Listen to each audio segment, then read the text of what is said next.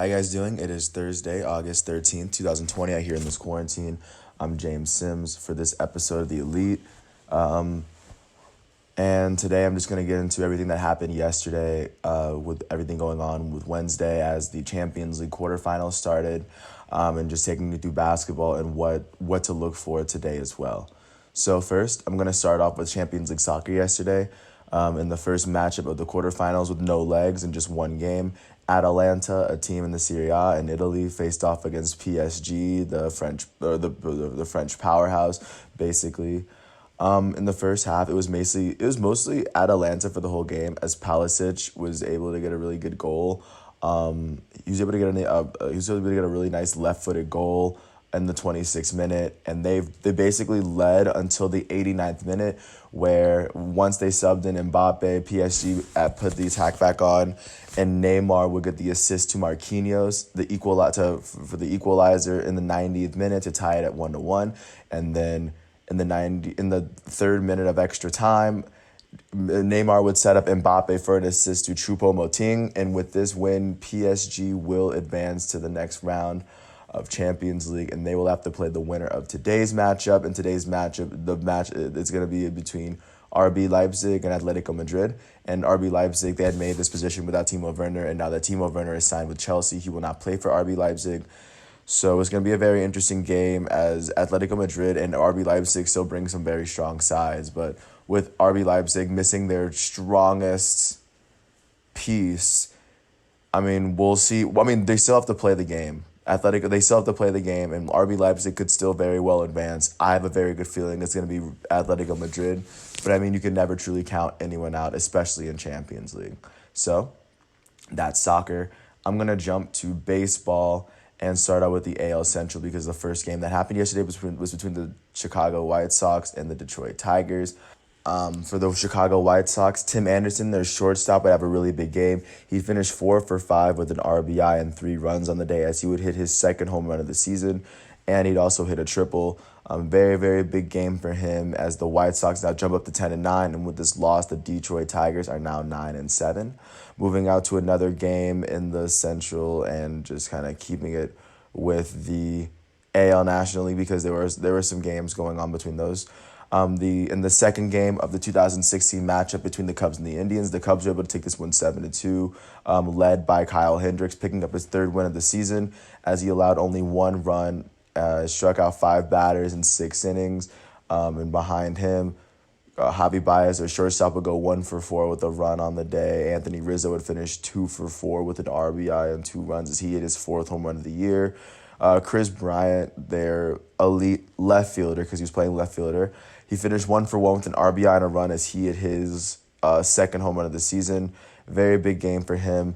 For Cleveland, they wouldn't have as good of a time going as Francisco Lindor, their shortstop, would finish 1 for 4 with an RBI, along with Jose Ramirez, getting the only 2 RBIs. With this loss, the Cleveland Indians are now 10-9, and the Cubs currently lead the National League Central right now with a 12-3 record. And here's another matchup out in the Central between the AL and the NL. The Kansas City Royals were able to get a 5-4 win over the Cincinnati Reds. Really big game from Kansas City starting pitcher Brad Keller, as he struck out 3, only allowed 2 hits in 6 shutout innings against the Cincinnati Reds. The Reds would score 4 runs in the 7th inning, but it just simply wouldn't be enough. I mean, with everything going on,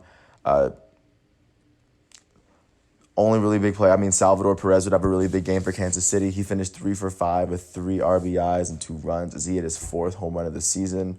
With this win, the Kansas City Royals are now 8-11, and the Reds now fall to 8-10. Of course, another series to look out for here because St. Louis and Pittsburgh already got postponed. The only other match between the AL and the NL Central, at least, happened between the AL Central leading Minnesota Twins as they beat the now 7-9 Milwaukee Brewers. They beat them 12-2. Great pitching performance from Kenta Maeda, as Kenta Maeda is now 3-0 on the year. He struck out 5, allowing 2 earned runs in 6.2 innings. And then also at his aid, Sano hit his 4th home run of the year as he finished 1 for 3. And Minnesota Twins center fielder Byron Buxton would come through, finishing 3 for 5 with 2 RBIs and 2 runs as he hit 2 solo home runs on the year. He now has 5. Going to the Brewers, their left fielder, Christian Yelich, their elite left fielder, would go 1 for 2 on the day. With this loss, like I said, the Brewers are now 7-9, and the Twins still lead the American League Central at 12-7, and this one was a very big win for them. And with Pittsburgh and St. Louis being postponed doing coronavirus, I'm going to jump right out to the East just to give you a sense of what's really kind of what's going on in the East. One big matchup that happened yesterday that went to 10 innings, the Miami Marlins took on the Toronto Blue Jays. To me, the hitting performance, even though the Toronto Blue Jays lost, it goes to Bo Bichette. He went 5 for 5 with an RBI and 3 runs. He hit 4 singles, and then he hit a home run in the 8th. It would be his 4th of the season, and elite first baseman Vladimir Guerrero Jr. would go 2 for 5 with an RBI and a run as he hit his 2nd home run of the season. Big game for the Blue Jays, but they still fell short to the Marlins. Jesus Aguilar would finish 3 for 6 with 4 RBIs on the day. Brian Anderson would finish with 3 RBIs. It would all come down to the 10th inning, where to me, I think the play of the game went to Magneuris Sierra as he had a 2-run single in right field. And he was able to give the Marlins a 13-11 lead. And then there was another single by Jesus Aguilar to make it 14. But I think it was that go-ahead single by, of course, Magneuris Sierra, who is their center fielder, and that would give the Marlins the win. And now sitting at 8-4, the Marlins are now leading the NL East after the Braves lost to the Yankees. Speaking of, in New York, the Braves were only able to score 3 runs. The Yankees beat them 6-3. Big start for Masahiro Tanaka, only allowing 2 runs in 4 innings pitched against this Atlanta Braves lineup. For the Atlanta Braves, their elite first baseman, Freddie Freeman, would go 0 for 3 with 2 walks. Dansby Swanson would finish 3 for 5, but he'd have a run. Looking to the Yankees, DJ LeMahieu would have a really, really good game. He'd finish 4 for 5 with 2 runs and an RBI on the day. Additionally, their elite shortstop, Gleyber Torres, would go 1 for 3 with an RBI, and he walked twice. With this win, the Yankees are now 12-6 as they still hold the lead over the over the American League East. With this loss, the Braves are 11-9, and now they're a game behind the NL East leading Miami Marlins. Going out, shifting to another NL East matchup, the Philadelphia Phillies hosted the Baltimore Orioles, and the Orioles came out victorious yet again as they won this one 5-4. Santander would hit his 4th home run for the Baltimore Orioles as the right fielder finished 2 for 5 with an RBI and a run. Ruiz would also finish he finished 1 for 1 with an with a home run, an RBI and a run. And even just looking to Philly, Bryce Harper would finish 2 for 4 with a run. The Phillies really trying to do what it could. Knapp finished 3 for 4 with 2 RBIs. But with this loss, the Phillies now dropped to 5-8. And with this win, the Orioles are now 9-7 in the American League East. They're doing a really good job of fighting for that spot, for that positioning. And as of right now, it seems as though they have a good control over it. Now, jumping out to the National League East, the Washington Nationals faced off against the New York Mets. And the Mets were able to win at home thanks to a 5-run 6th inning.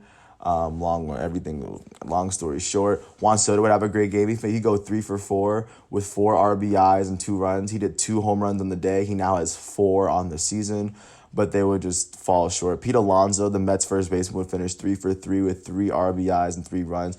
Pete Alonso finished with 2 doubles, and he hit a home run. That would be his 3rd of the season. Big win for the Mets, as right now with this loss, the Nationals are 6-8, and the Mets are now 8-11. Especially with the Braves and the Marlins up top. It was a much-needed win for the Mets of all teams, especially at this very moment. Continuing out east, switching to the American League, the Tampa Bay Rays played in Boston, and they were able to beat them 9-5. Boston had all 5 of their runs in the 8th. Blake Snell, to me, I think had the best pitching performance of the night. He only pitched 5 innings. He allowed 4 hits, struck out 6, and had 5 complete shutout innings. As the Rays were able to with this win, they're able to jump to 11-8, and the Red Sox now fall to 6-2. For the Red Sox's designated hitter, JD Martinez would finish 1 for 4 with with 4 RBIs as he hit a grand slam in the eighth to try to give the Boston Red Sox a chance to get back into this game, but they really couldn't. Brandon Lau, their right fielder, would finish 3 for 5 with 2 RBIs and a run as he hit his fourth home run of the season. Big win for Tampa Bay and much needed win for them, especially in the AL East. Now I'm going to transition it out west. Really big game that happened yesterday happened between the Arizona Diamondbacks and the Colorado Rockies. Big game from both sides. For the Colorado Rockies, their hot bat went cold as their designated hitter, Charlie Blackmon, finished 0 for 4 on the day, but he did get a walk. Additionally, their center fielder, Hampson, would finish 4 for 6 in the day. Garrett Hampson would finish with a run as he finished 4 for 6. The shortstop, Trevor Story, would go 3 for 6 with a run and an RBI.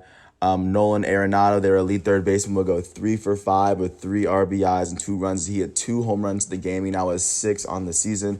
Colorado would they would come up short. Starling Marte, the Arizona center fielder, would finish 3 for 5 with 4 RBIs and 2 runs as he finished with his second home run of the season. Additionally, David Peralta, their left fielder, would finish 2 for 5 with 3 RBIs. Big win overall for the Diamondbacks as the Diamondbacks are now 8-11, and the NL West leading Colorado Rockies are now 12-6, and only half a game ahead of the second place Dodgers. Speaking of, the Dodgers were able to completely shut out the Padres last night. Great all-around game. Gonsolin got 4.2 innings of a start, and he struck out 8 in that start. Pretty impressive start for him. For the Dodgers, Justin Turner would hit their only home run of the game as he hit his second of the season as he finished 2 for 4 with 3 RBIs on the day. Their designated hitter, Cody Bellinger, would finish 1 for 4 with an RBI and a run as he hit an RBI double. Mookie Betts, their right fielder, would finish 1 for 4 with a run. Big game for the Dodgers, much needed. And with this, the Padres now fall to 11-8, and the Dodgers are now 12-7.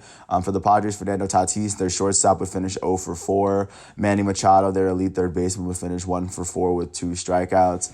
But they weren't able to get a lot of runs going, but they were able to get some hits. They just couldn't bring anyone to the plate. That's kind of the story with LA a lot of the time, but that's just how the game goes. And going out to the NL West matchup, the San Francisco Giants played against the Astros in Houston, and Zach Greinke would. No, I think when looking down at it, Zach Greinke would probably have one of the top performances. I don't think he got the top performance over Blake Snell, but he still struck out 7, allowed 7 hits, only allowed 1 earned run as the Astros were able to get this win, very big one. Alex Bregman, their elite third baseman, would finish 2 for 3 with an RBI for the day. Maldonado would finish with his second home run of the season as he finished the game 1 for 4 with 3 RBIs and a run as his home run in the 6th inning was a 3-run shot to help keep the Astros in front. With this loss, the San Francisco Giants are now 8-12 as the Astros are now 8-10, a good distance behind the first place Oakland A's.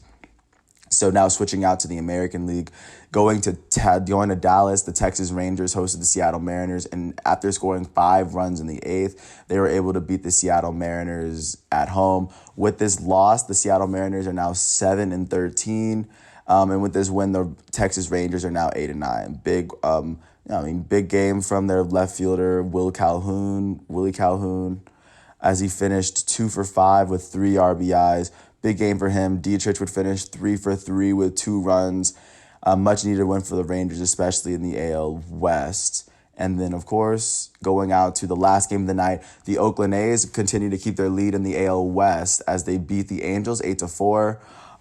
Big game from of course Mike Trout as he hits his 8th home run of the season. He finished 1 for 2 with 2 RBIs and a run. Anthony Rendon, their elite third baseman, would finish 1 for 4 with an RBI and a run as he hit his 4th home run of the season. And for the A's, their big performances will come from Laureano as he finished 1 for 5 with 2 RBIs and a home run robbery. He had a very, very good catch.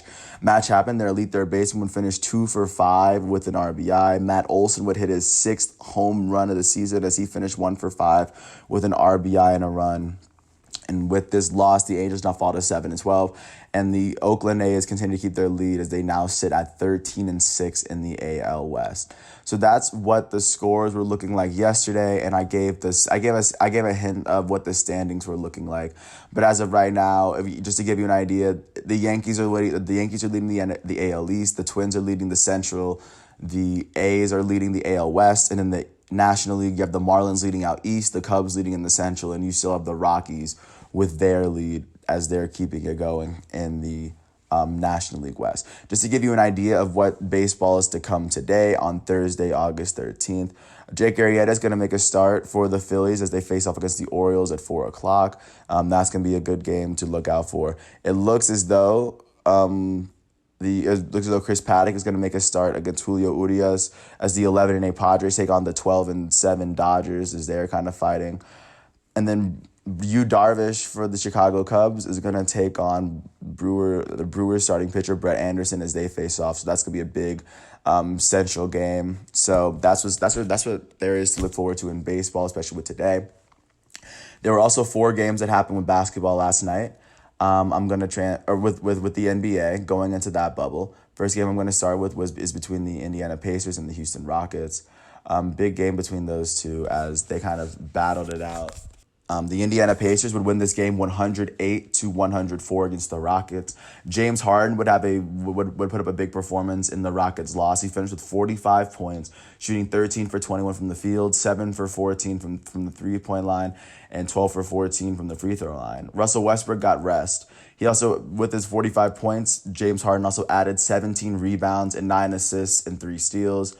Eric Gordon also added 13 points as a starter, but I mean, they eventually came up short to the Pacers, who were led by Justin Holiday as he finished with 18 points and 6 rebounds. Additionally, Miles Turner had 18 points and 12 rebounds. Oladipo had 16 points, 6 and 5, as well as he shot 7 for 26 from the field. All that said, even with Doug McDermott coming with 16 points off the bench, the Pacers were still able to get the win.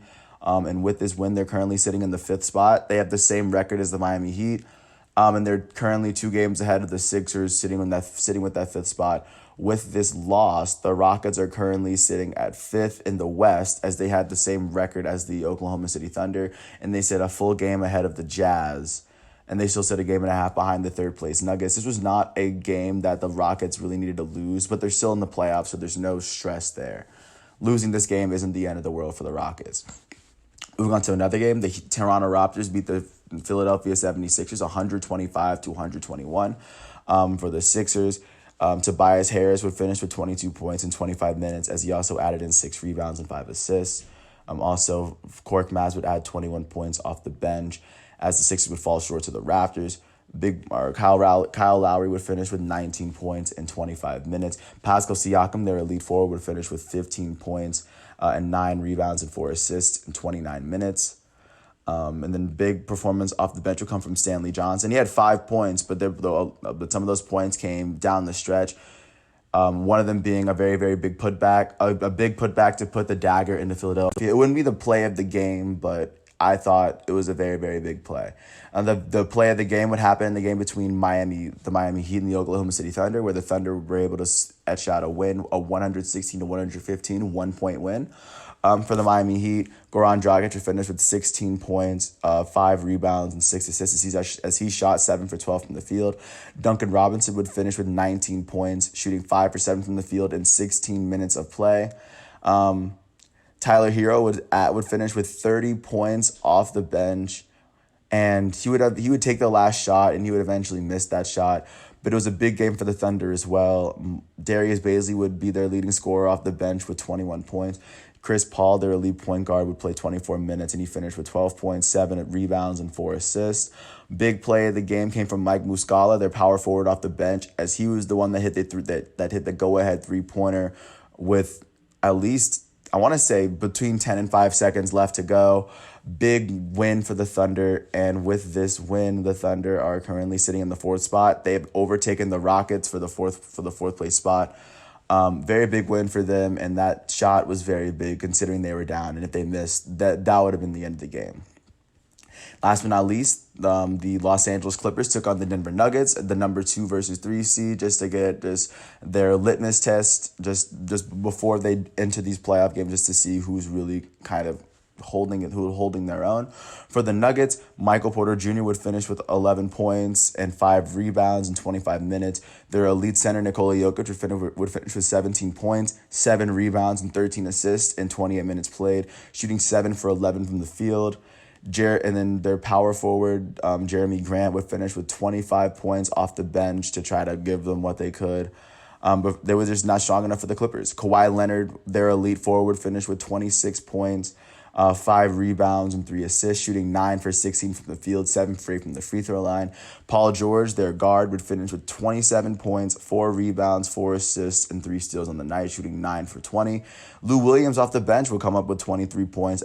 With this win, the Clippers are now 2.5 games ahead of the Nuggets. This was the Nuggets' chance to move in within a game, and they missed out. They missed out on this chance. Big win for the Clippers in a very, very big way. And just to give you a hint as to what to see today, because today should be the last day of actual basketball, because Friday should be the playoff. Or no, the playoff starts. The playoff for the 8th seed of the West is over the weekend. But in the second to last day of basketball, you're going to see the Wizards face off against the Celtics at noon. The Kings are going to play the Lakers at 1:30. The Bucks versus Grizzlies. On TNT, you're going to see the Mavericks versus the Suns at 4 o'clock. The Spurs Jazz at 6:30. And the Trailblazers and the Nets at 9 o'clock. The Suns are still going to play the Mavericks. I imagine that's going to be a toughly contested game. But I doubt they're going to play Luka Doncic. And the last game of the night is going to be the Pelicans and the Magic. That is what to look for in the NBA. And just looking out in the WNBA for what's going on over there. The Connecticut Sun beat the Dallas Wings 70-66 last night behind DeWanna Bonner's 18 points and 6 rebounds. Additionally, the Chicago Sky beat the Phoenix Mercury 89-71 as Allie Quigley was able to put up 20 points to help them get the win over Skylar Diggins-Smith and the Phoenix Mercury. As with this win, the Sky are now 6-3 and the Mercury now fall to 5-4. And the last game of the night happened between the Seattle Storm, who are now 8-1, who have won 8 of their first 9 games, 6-0 at home, in quotes. Jewel Lloyd would finish with 20 points, helping them get their win as they beat the Atlanta Dream 100-63 in a 37-point blowout. Big win for them, and then a good chance to see what's going on today on Thursday. The Indiana Fever take on the Liberty on Yes Network as Kelsey Mitchell takes on Sabrina Ionescu. The Los Angeles Sparks take on the DC Mystics on ESPN as Candace Parker is going to lead the Sparks to try to get their 6th win of the season. And the last game of the night on ESPN is going to go between the Minnesota Lynx and the Las Vegas Aces as Sylvia Fowles and Aja Wilson go at it as that's going to be the center matchup of tonight. And last but not least, getting into the NHL, just so you get a chance of seeing what's going on over there. The Bruins and the Carolina Hurricanes went into second overtime as the Bruins were able to pull out with a goal, and they finished with a 4-3 win. The top star of the game would go to Patrice Bergeron. Sorry if I butchered your name, as he finished with a goal and an assist to help the Boston Bruins get a 1-0 lead over the Carolina Hurricanes, as the Boston Bruins now lead the series 1-0. Additionally, the New York Islanders were able to take a 1-0 lead over the Washington Capitals as they scored 3 goals in the third period to give them the come from behind win. They were led by Josh Bailey, their left winger, who had a goal and an assist to help them get what they needed. And now the Islanders, who are the 8th seed, are now leading, or the 6th seed, They're the 6th seed, now leading the 3 seed Washington Capitals after 1 game. Additionally, the Colorado Avalanche scored 3 goals in a minute and a half stretch to shut out the Coyotes. They were led by their center, Nazem Kadri, as they're able to get the 1-0 lead over the 7th place Coyotes. Additionally, the Philadelphia Flyers beat the Montreal Canadiens in their game 1 as their goalie kind of led the way with 27 saves. Carter Hart would go on to get the top star of the night. And with this series, the Philadelphia Flyers, who are now the number 1 seed, have a lead over the 8th seed Montreal Canadiens.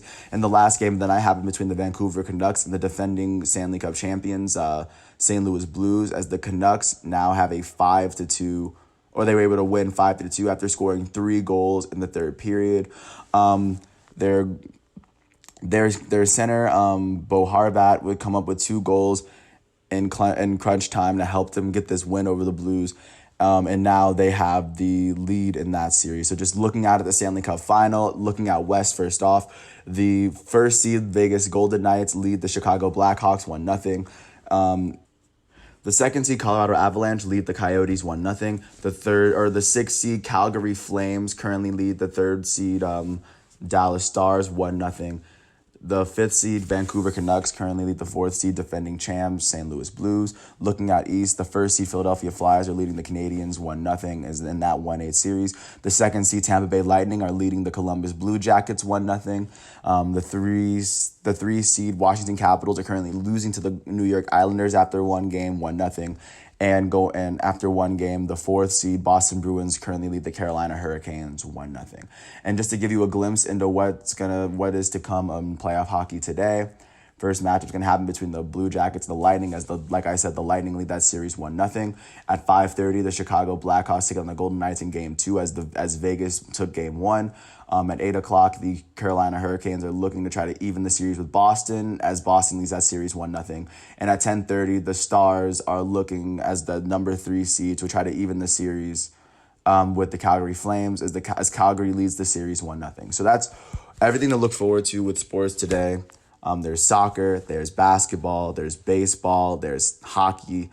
There's a lot of sports to be seen today. And I want to thank you for listening to all 26 minutes of this.